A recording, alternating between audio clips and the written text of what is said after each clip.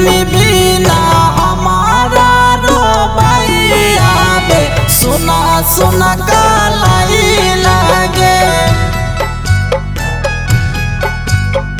रखिए के दिन अखियल रहे लागे सुना सुना कालाई लागे। बहिनी के बिना हमारा रोबाइया बे सुना सुना कालाई लागे।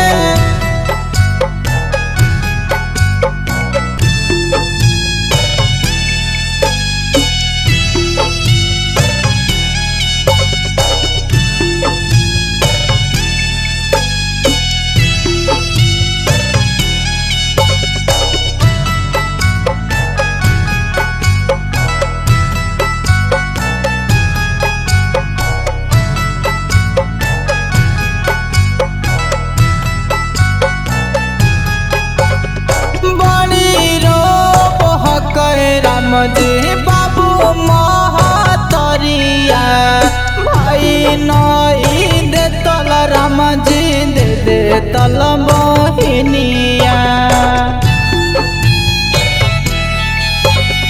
बड़ी रो बहक राम जी बाबू महतरिया भाई नई दे तल एगो दे दे तल बहिनिया।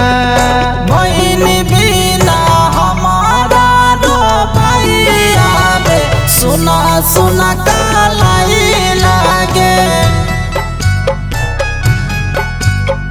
रखिए के दिन अखियल रहे लागे सुना सुना कालाई लागे।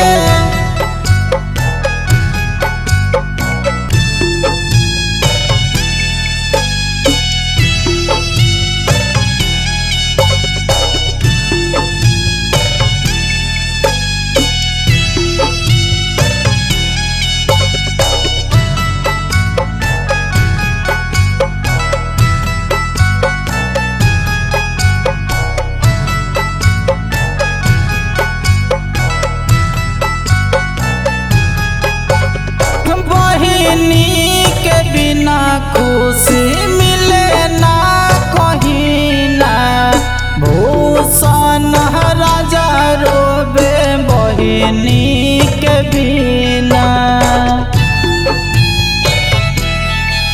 एगो बहिनी के बिना खुशी मिले ना कहीं ना भूषण राजा रोबे बहिनी के बिना। बहिन बिना हमारा रोबाइया बे सुना सुना कालाई लागे।